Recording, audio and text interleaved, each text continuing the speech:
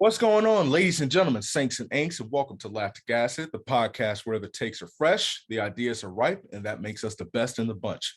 I am your host, Dominique Smith, and today I am super pumped to introduce someone that I met. Gotta give a shout out to the homegirl, Allie Feller. She came on and blessed the show, but met her on Facebook, a part of Allie's group, and realized quickly she's a pretty big deal in the running community. She is none other than Miss Sara Hayes. How are you doing? It's a pleasure to meet you virtually in this social media sucks, but it is good for a few things, I would say.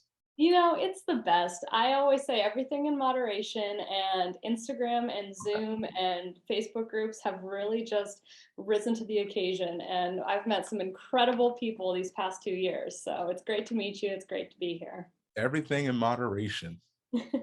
Yeah, you stay on the Facebook groups too long, and then you're like, wait a minute, am I thinking this, or am I just reading these threads for too long? No, I definitely think I've overloaded on Zoom, but that's kind of the way of the world. So I'm going to ask you the same question that I ask pretty much everybody when they come on the show. If you had to pick a superhero to describe you and your business, or you as a business owner, and for what you do, who are you rolling with? Oh man, I've already struck out. I don't. So let's alter.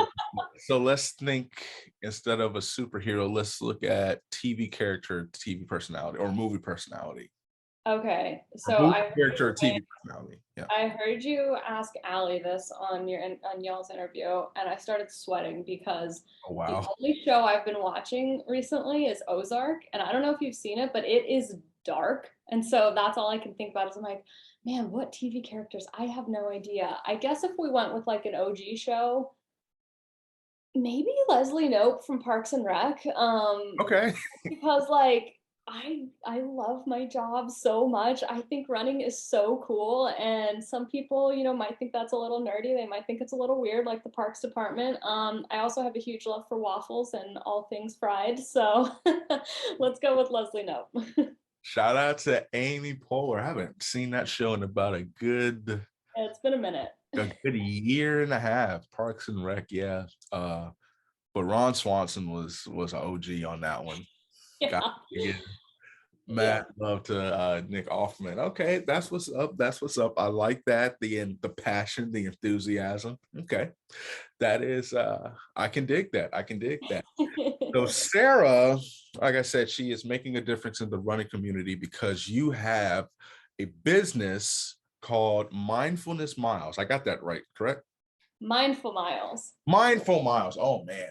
It sucks when you spend like a week like studying, and then you get to the final exam and then you screw up. And I have like the notes on my phone, but I was like, nah, I'm not gonna look at it. I'm gonna be courageous. And I just caught an L that I'm hoping that at some point in the show I can bounce back from. But and you were also a runner as well, a collegiate runner.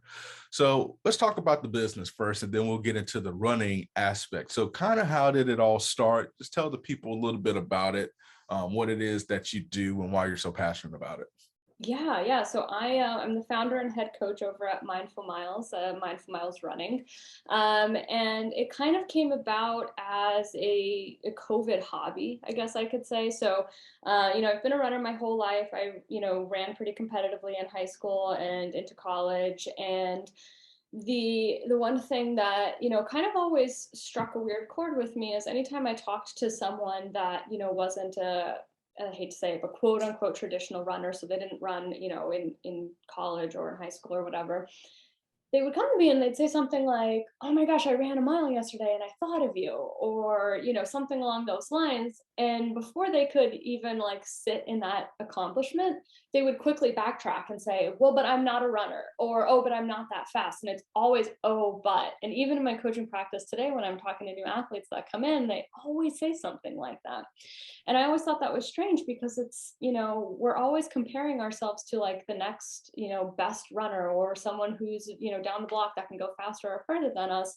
And it really takes the joy away from being in the moment and being in the run. So fast forward, that was just a little bit of background.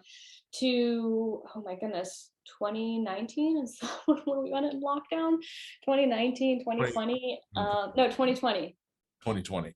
Yeah, that's when we Mhm. kind of went into lockdown, and I, like everybody else, was working from home, and I was just feeling super discouraged, super lonely. I was really craving community, and funny enough, I reached out to some of my old teammates. I went to a Division II school up in New York called Pace, so I reached out to some of my old teammates, and I said, "Hey, like, it's literally been since college since I've trained and raced a 5K. If I put a training plan together for us, would you guys want to just kind of like virtually run together, virtually race, something just to keep us going?"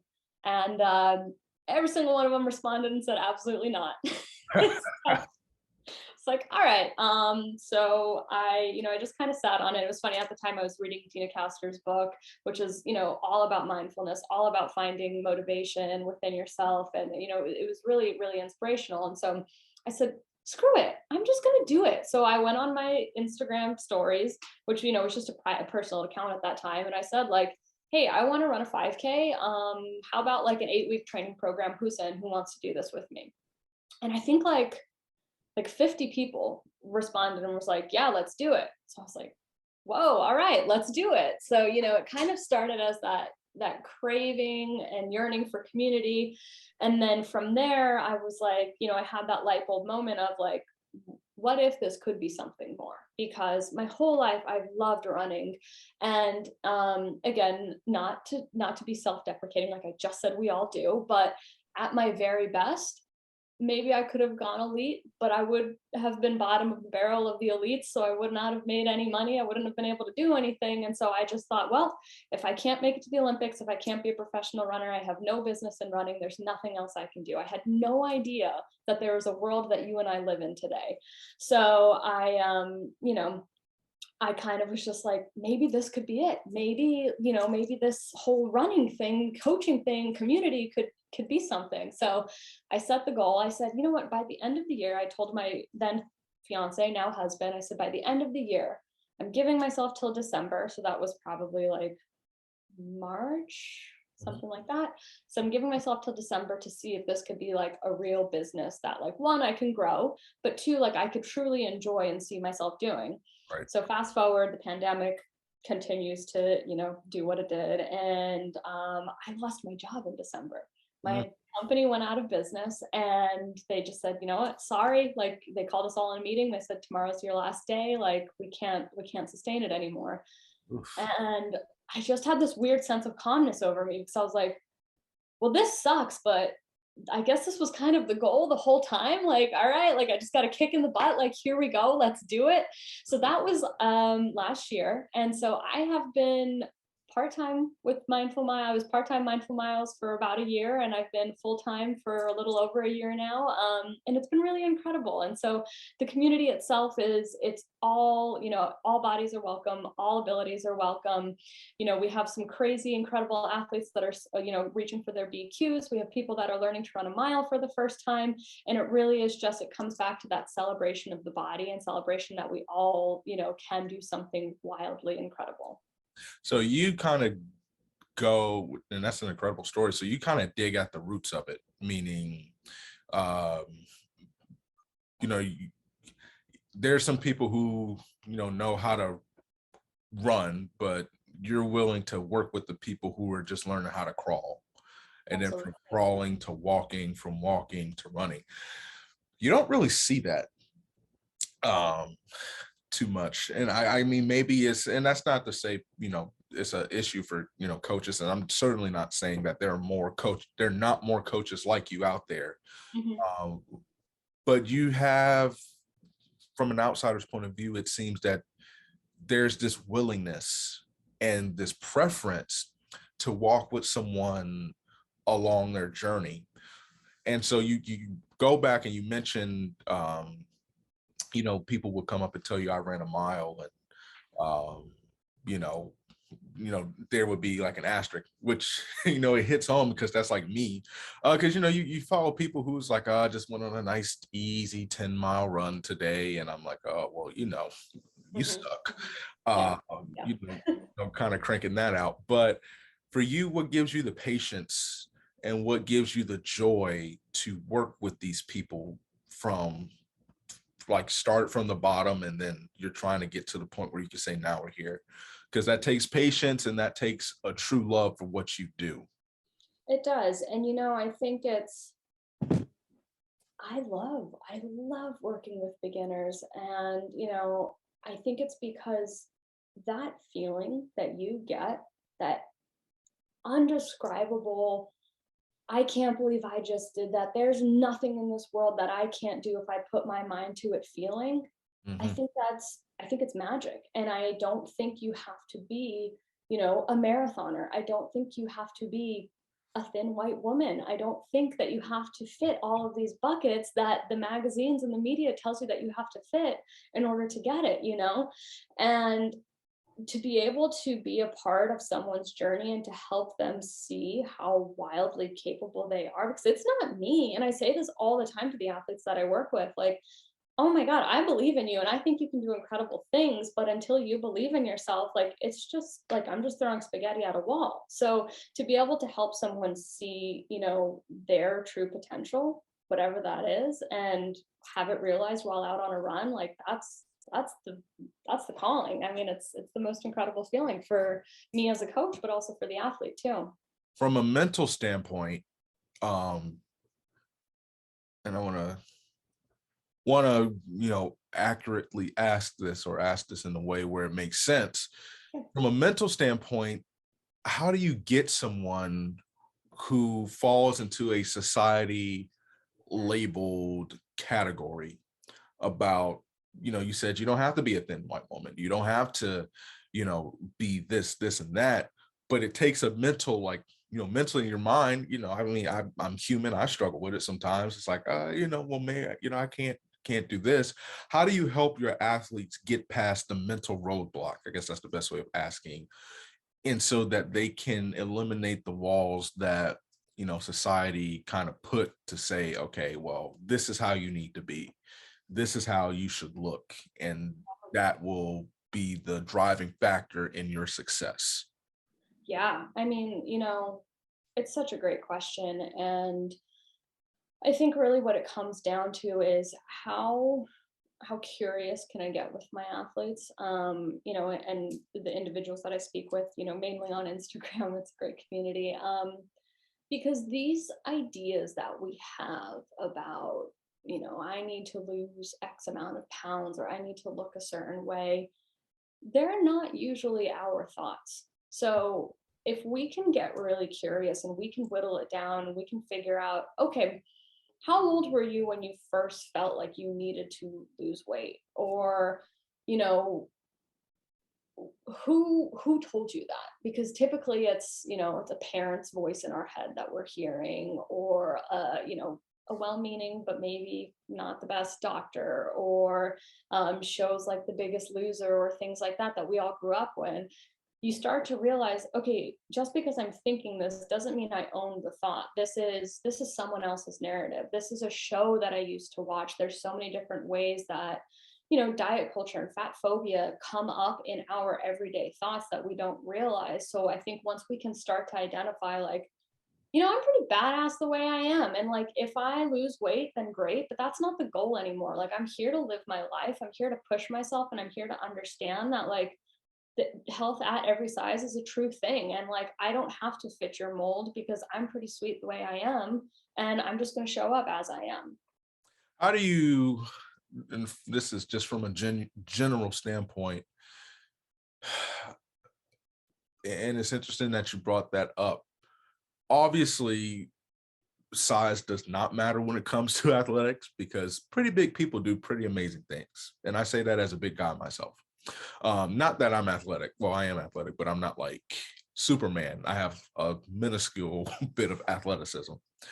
But from it's such a hard line, because there's like, okay, if you get a little thinner, then maybe you can help take some of the pressure off of your joints. And, there's certain medical things like cholesterol and all of that stuff, that there's benefit in it.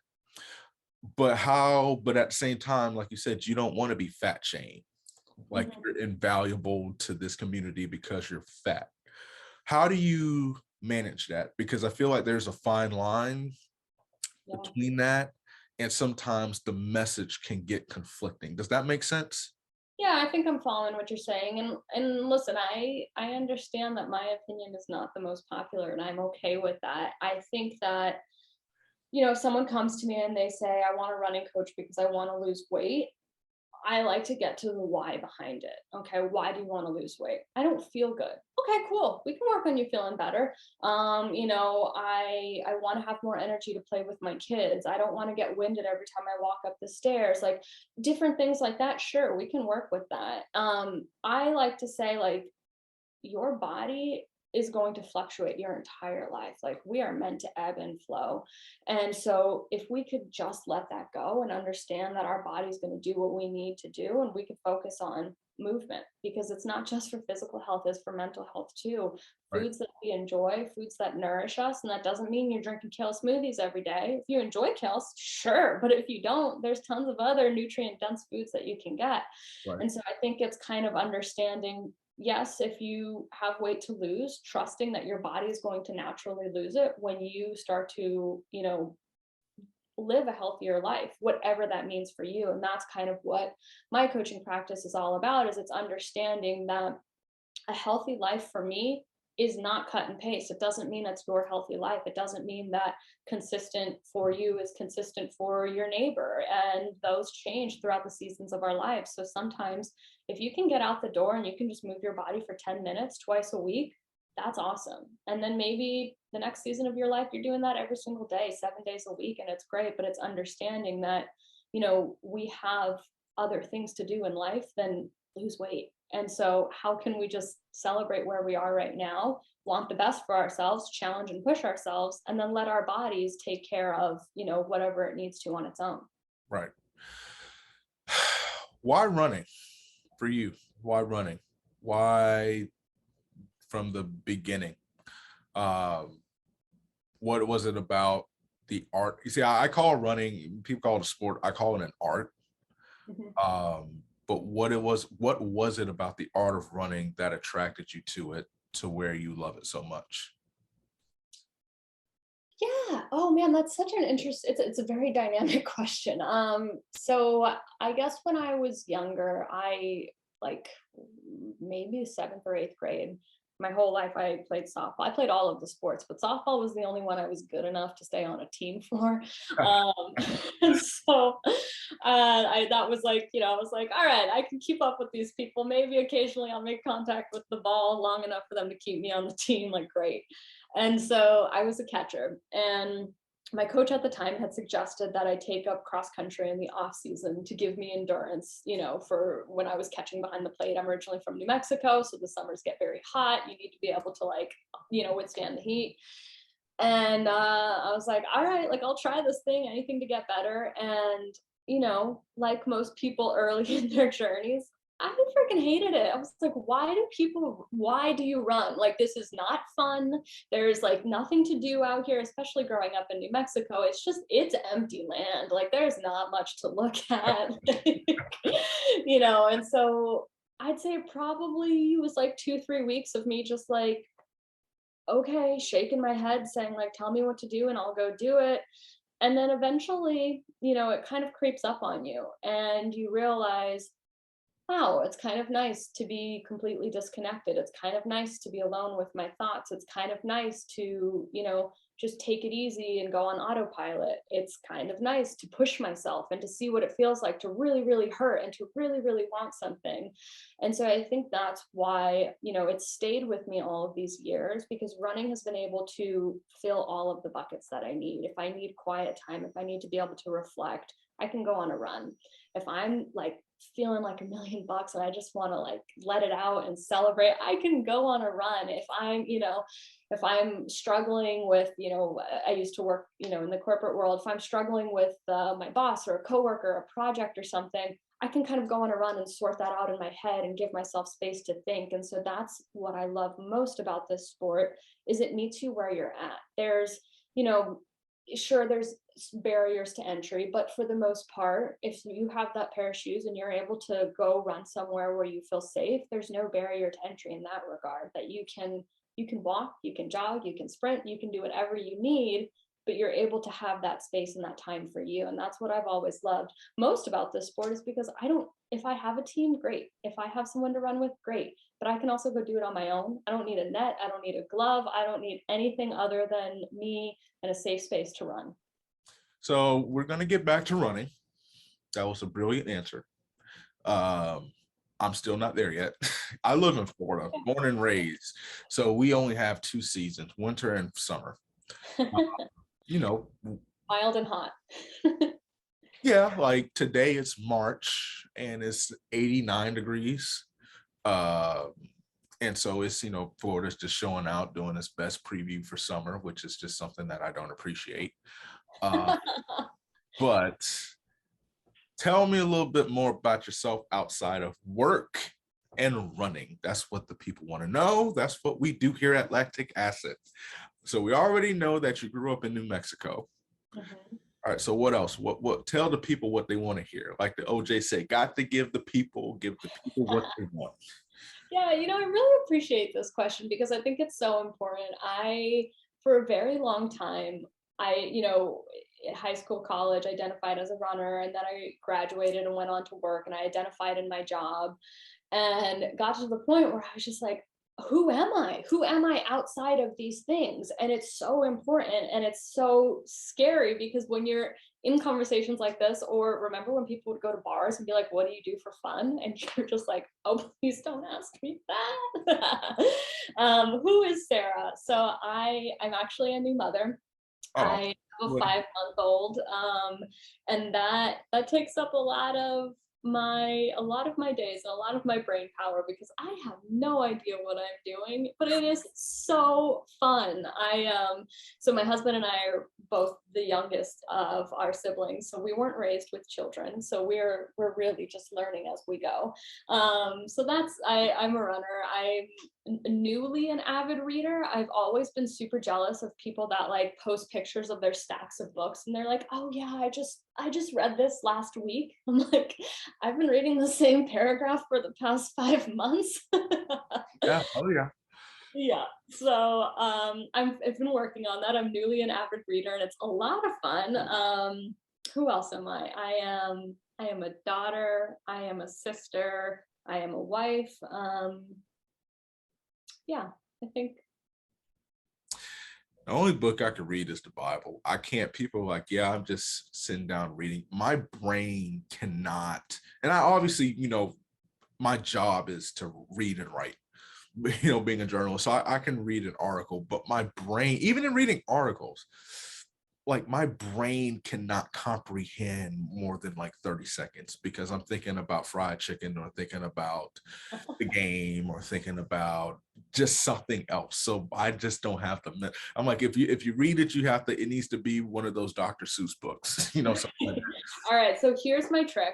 At one of my athletes actually recommended it to me and it's worked marvelously because I have, I like most people, a million tabs open in my brain at all times and there's screens everywhere and there's distractions always. So I literally have to hide my phone. If I can see it, then it's a no go. And I'll have like a pen and paper next to me because when your brain starts to calm down, that's when all the thought bubbles pop up of the things that you need to do. So rather than doing them, I'll just like write down, okay, when I'm done reading, I got to go do this. Right. But I set a timer for 10 minutes because especially if you're like right now I'm reading some like dense stuff and it's hard to kind of like it's one of those books where you just have to read the sentence over and over again until something sticks.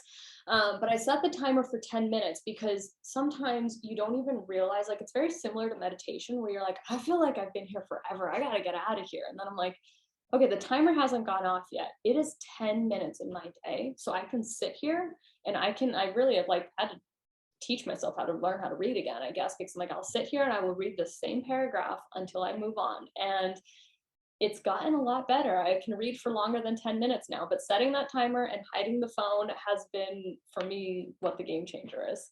Interesting.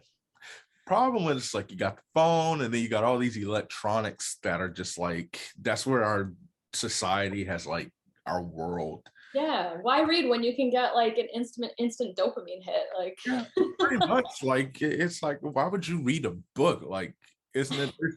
There's this movie called I Love It. Is one of, if not my, no, it's definitely top three. It's called The Intern with okay. Anne Hathaway and Right.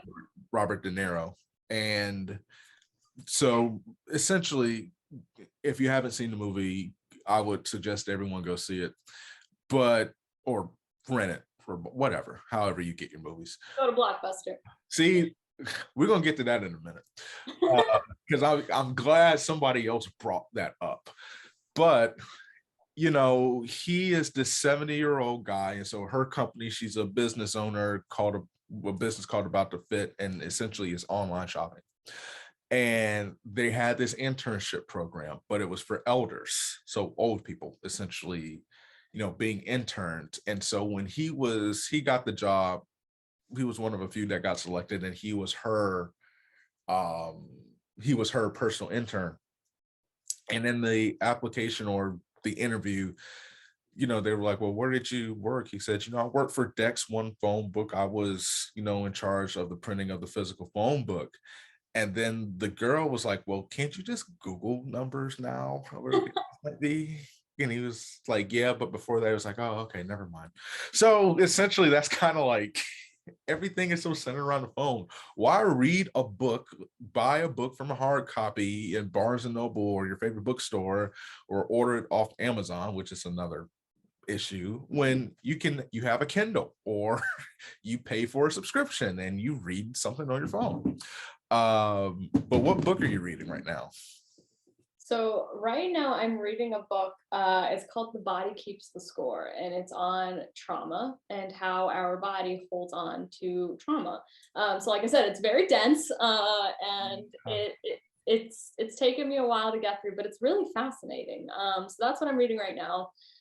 Before that, I read a book called The Body Is Not an Apology, which is it was a really fascinating book, basically on uncovering like fat phobia and why it is that, you know, why are we so uncomfortable seeing, you know, fat people? Why is it that we feel like we need to be thin? And yeah, it was one of those books where it wasn't as dense. It just required you to do a lot more like internal work, and there was like the journal prompts that go along with it, and it was fascinating.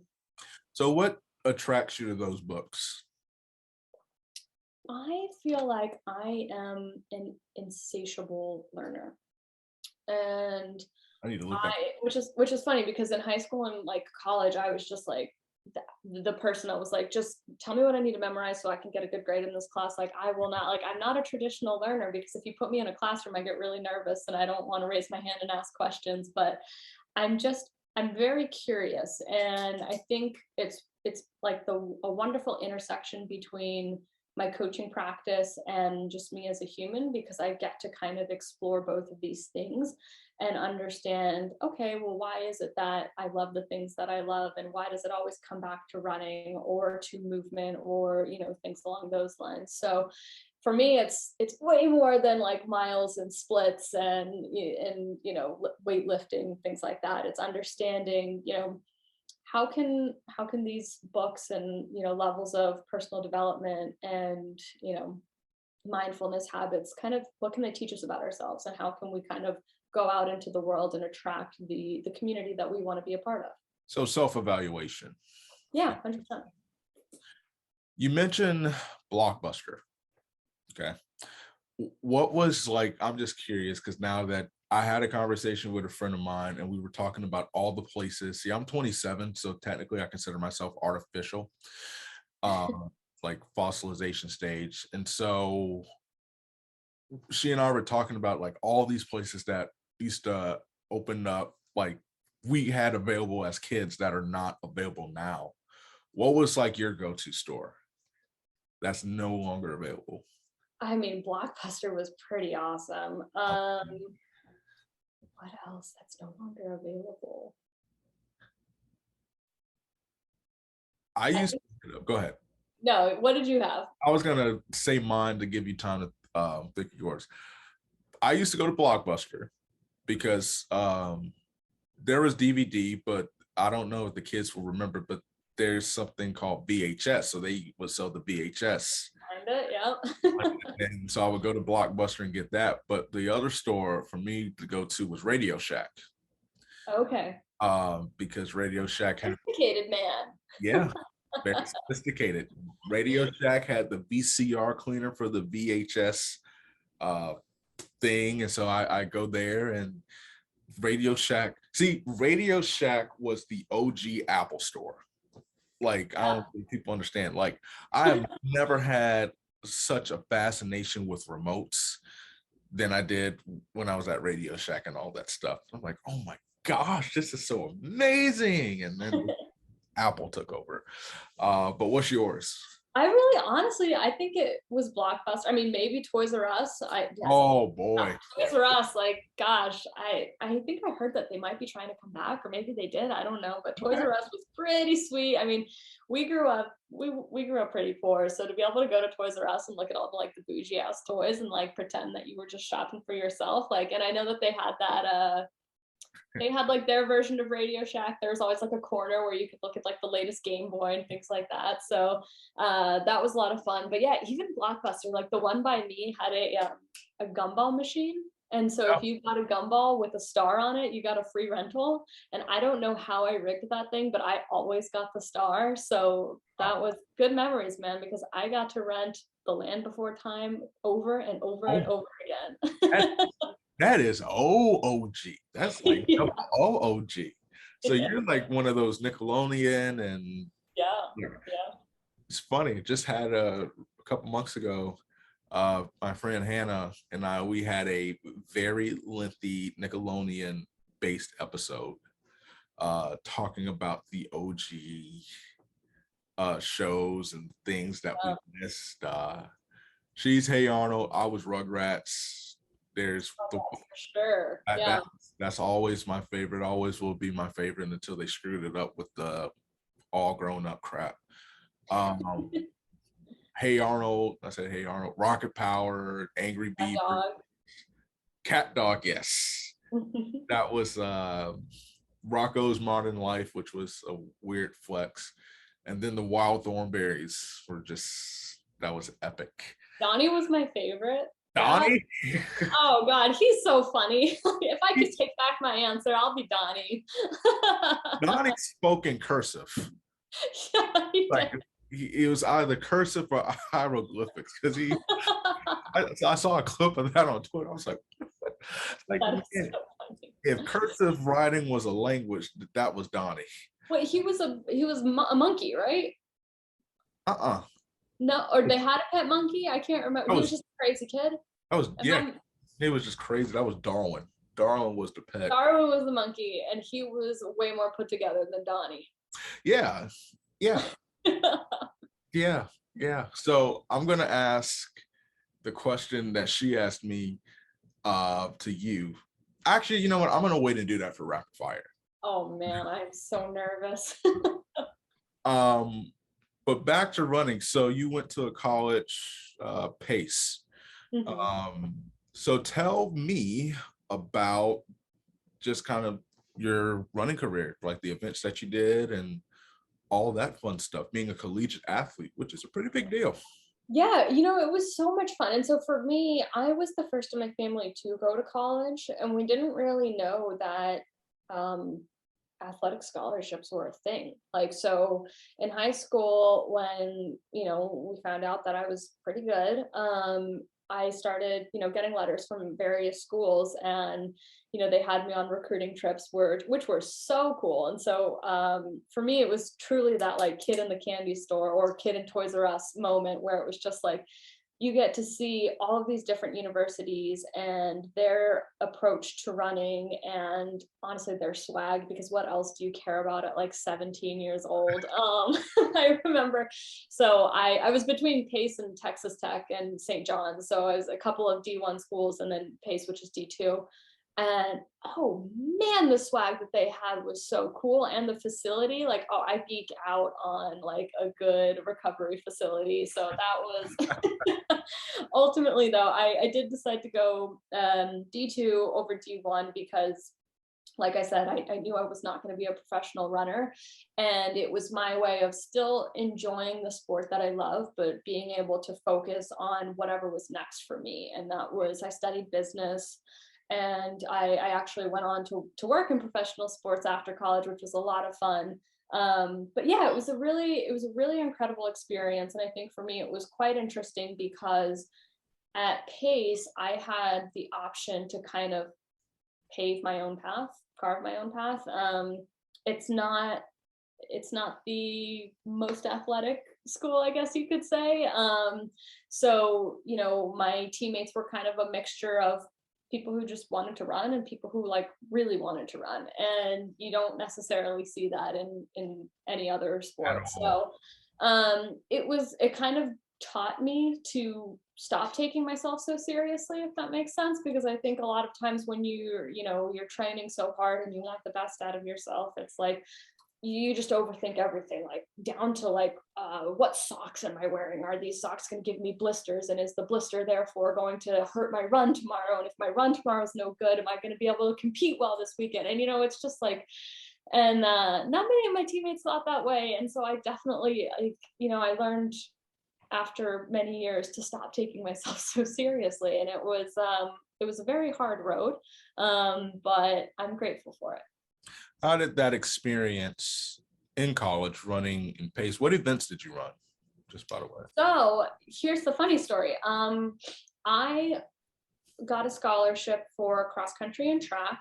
In high school, this was considered the distance at the time, and now it's like mid distance to sprinting. I was a half miler and a miler. So that's I can tell you that. Yeah. It's not distance, but It was distance. It was considered distance at the time. And I got a call from Pace the week before I was supposed to report my freshman year, and they said, we've cut the track program, but we're oh, still going to honor your track scholarship. Do you still want to come? So I was like, and I love distance. So for me to not have to run indoor or outdoor track, I was like, I ultimately missed it a lot, but I was just like, you mean I can get the full scholarship for half the price? Like, yeah, okay, I'll come. So we ran 5Ks. There was the occasional 6K, but that's pretty much what our focus was. wow.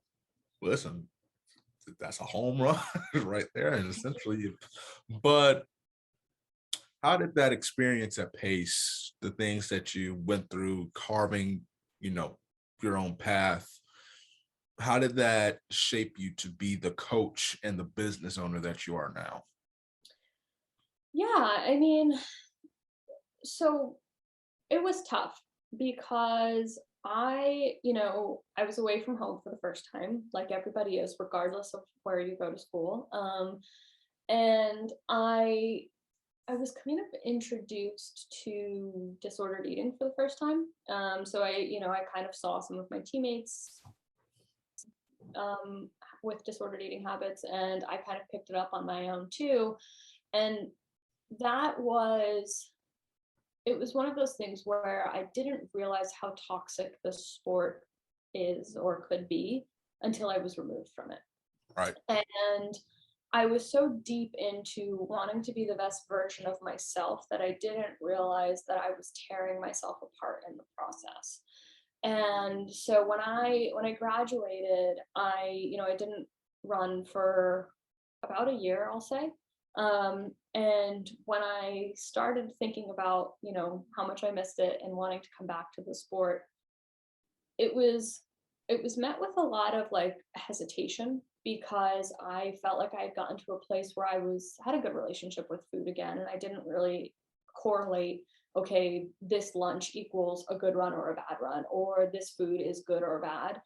And so I was super nervous because I didn't want to take any steps back. And I just remember kind of having like sitting at the table and having this conversation with myself, like, all right, this is what we're gonna do. you're going to run, you're going to do whatever you want. We're not going to follow a training plan. We're just going to have fun. We're just going to show up and you're going to keep doing the things that you love. So since then, I had gotten really into yoga and cross training and lifting and all of these things that like I thought that I couldn't do because I needed to focus on just running, which is just so funny. But I was like, no, I'm going to do what I want to do. I'm going to have fun and we're just going to see what happens.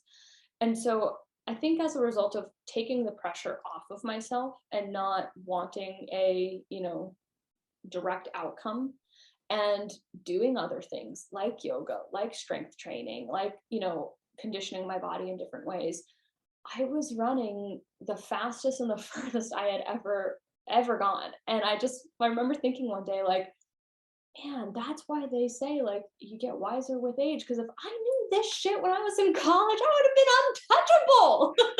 Hey, you listen, that would have been interviewing an Olympic gold medalist. But But I'm so grateful for the journey because not only has it helped me like heal my relationship with running and truly like come to it from a place of fun, it's brought about Mindful Miles. And that's ultimately like what I teach every single athlete that I work with. And it's so funny because I can hear them all rolling their eyes as I say athlete because they're like, I'm not an athlete.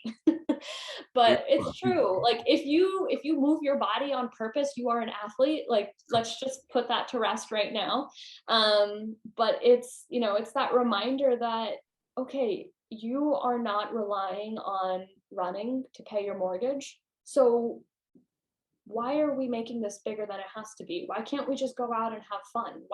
Let's take the pressure off and let's remember that we're here for fun, or we're here to deal with stress or help with anxiety or all of these things, not add to. last question before we wrap this bad boy up with the bow. How has being a mother changed you as a runner and just enhance what you do with Mindful Miles? Oh man, you're gonna have to ask me again in a year because I feel like the answer is gonna So far. I'm so new to it, but I think so.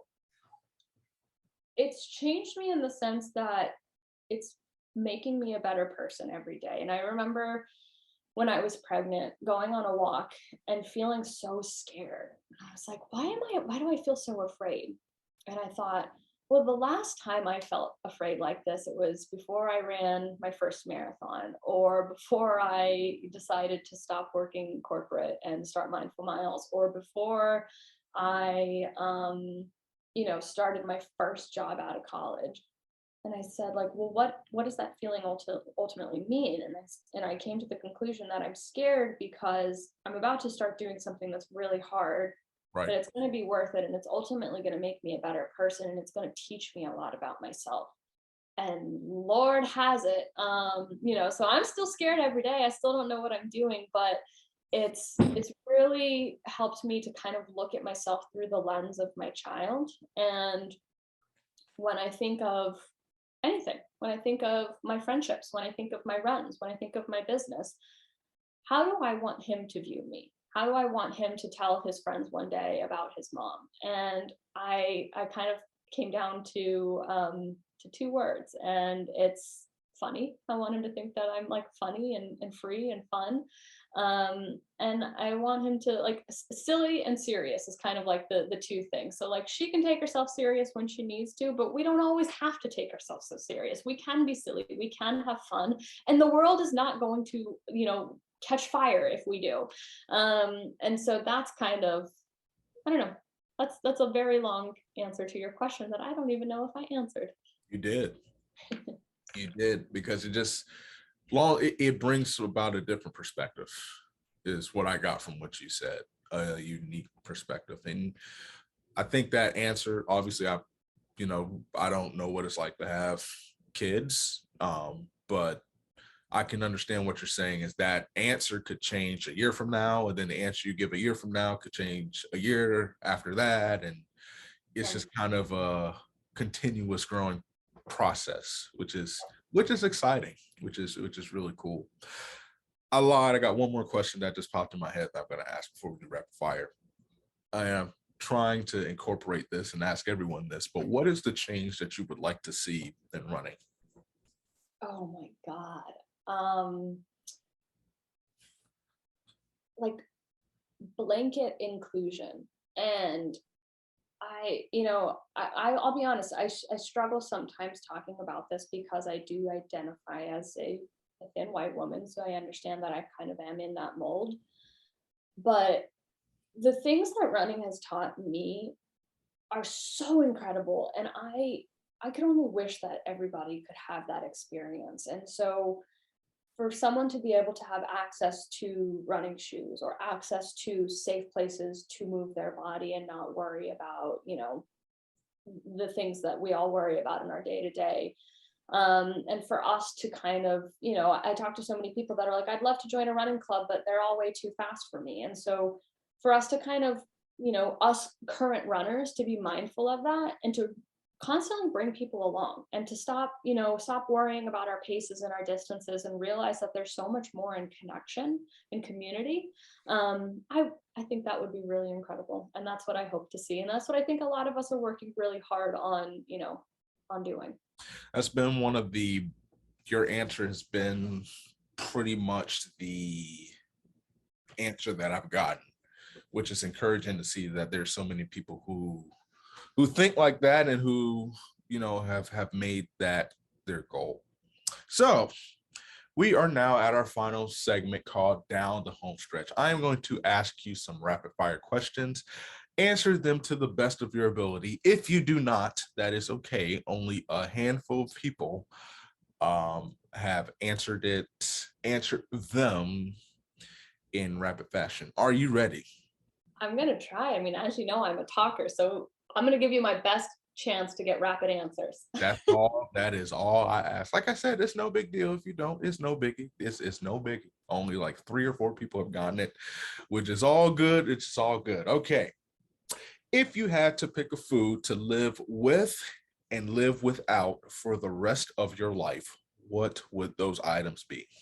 I'm living with donuts and absolutely living without onions. Okay. What would be a theme song to describe your life? Any theme song or any song, just in general? Oh, I love that song. This Is Me from The Greatest Showman. Don't make me sing it. Sing it, because I've never heard of it. Talk it. Okay, fine. That's your homework. Go listen to it. Okay, listen, I thought we was about to have a little American Idol session right here. I would have sang. You almost got me. Oh, well, listen, I would have sang a song too, but okay, it's all good. It's all good. All right, back to the Nickelodeon question. If you had to pick an animal that you could talk to for the rest of your life, pick one animal, like Eliza Thornberry. She had the ability to talk to animals. If there was an animal that you could talk to. My dog. Your dog. Okay. I like that. Why the dog? Because she's so interesting. I mean, she lays on my couch all day. I want to know what she's thinking. Okay, that's fair. That's fair. I think in that episode I said an elephant. Yeah, but how often are you seeing elephants? I mean, listen, if I can talk to them, some kind of cell phone service and we can FaceTime or something like that. Yeah. So what is your dream? Where's your dream dream vacation location? Dream vacation spot. Ooh, bye. Yeah. Dream vacation spot. Okay, so maybe 2. One that I, have been to before is Cape Cod. I really love going. My husband works in baseball, so every summer he goes out to scout the Cape Cod League, and we tag along, and it's a great time. Somewhere I've never been is Africa. That's where we were going to honeymoon, and we weren't able to, and that's on the list. Okay. You see, you could be the connection for me to talk to the elephants if that was. I'll FaceTime you when I get out there. Exactly. Okay. If there was a trend from the 90s that you would keep or that you would, okay, I'm butchering this question. If there was a trend that you would keep and if there was a trend that you would bring back or get rid of, what would they be? Okay, let me redo that question because I screwed it up again. A trend to bring back, a trend to keep, a trend to get rid of. So 3 trends in total. Okay, we're definitely getting rid of They're not bell-bottom jeans, but whatever the ones that flare out, that get stuck under your shoes. Anytime you stepped in a puddle, you were just wet all day. Those are gone forever. They're dead. What are we bringing back? I mean, I really loved the diversity in phones back then. Like you could go to the store and you could walk out with like a Sidekick or a Razor. Like that's not 90s. I feel like that's more like 2000. Early to mid 2000s. But that I could come back with that. And then what are we keeping? Yeah.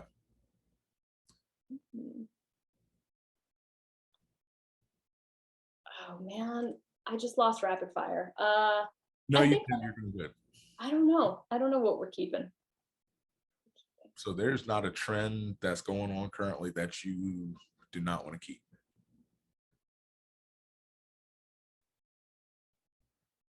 No. Okay, that works for I'll me. let them all run their course.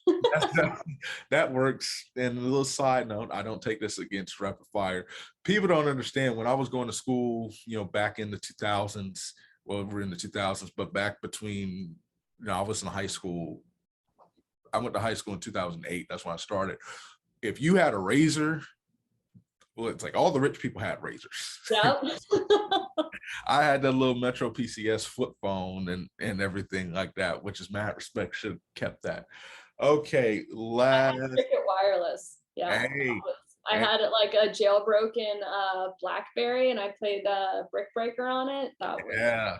Back in the day, people was talking about the iPhones. No, it was those razors and everything like that. And then those Blackberries, totally forgot about that. Sidekicks and flip phones, the one that little crink up. Yeah, those were always so fun to see what like the next phone would be. Now we just have bigger and bigger rectangles. I know, pretty much as soon it's going to be the size of a duffel bag. With these phones that you have to carry, and phone clips. Back then, you were an OG if you had a phone clip and you could whip it out under your belt. Now I just picture it now, like the phone clip, the super dark denim jeans, and like the dad New Balance shoes. Like New Balance shoes, look, shirt tucked in and everything like that. Yeah, hello, yep, that was it back in the day. So, if you had to be a guest on any TV show, what would it be? I don't even know if she still has a show, but Ellen, I've always loved, like growing up, I loved the Ellen show. Well, I think she retired or is retiring soon, but Ellen. More like they're taking her show off of television. Probably. So Ellen, like in the height, like 12 Days of Christmas Ellen, where you just walk away with swag, sign me up. Oh man, that is it. Yeah, that's it. Okay. Last question. If your life was portrayed in a movie, who would you pick to play your character? Ooh, so a friend actually this morning told me that I remind her of Kristen Bell. So we'll just go ahead and go with her. I can see that in Frozen. Can you sing like Kristen Bell? I honestly don't know much about Kristen Bell except that she's married to Dax Shepard and he has a fabulous podcast. That's literally all I know. Sarah, so this is a leap of faith right now saying Kristen Bell. Sarah, you have completed down the home stretch of Rapid Fire Edition, and you did pretty well. You did pretty well. You're definitely in the top 5 people who finished. So where can the people find you? Yeah, you can find me on Instagram. I'm at I am Sara Hayes. If you want to find me online, well, I guess Instagram is online. If you want to check out my website, it's just mindfulmilesrunning.com. Awesome. Thank you so much for being on the show. If you are listening to this podcast, thank you again for your support. Do me a favor. Well, first of all, I got to give out to our sponsor, the Paper Trails Greeting Company. Go on their Instagram page at Paper Trails Greeting Co. Oh God, how did I forget that? And then my friend Kristen, who is the owner of the company, has a pretty awesome campaign that you should check out and look into. Also, for lactic acid purposes, follow us on Instagram, Lactic Acid Pod, Twitter, Lactic Acid _pod. I'm on TikTok. Don't know what I'm doing, but you can make my day by just being a follower, even though I'm probably not going to post there much more, but we'll see because I don't know how to use it. Lactic Acid Podcast, the YouTube page, we're getting that cranking up, and putting more content, including this episode, Lactic Acid with Dominique Smith. Subscribe on your platforms: Apple, Spotify, Google Podcasts, Pocket Casts. I think that's wrong, but if you type it in, you'll find something similar. And I'm on that. Leave a review. It helps the podcast get seen by more people. Thank you again for your support. God bless. We'll catch you next time.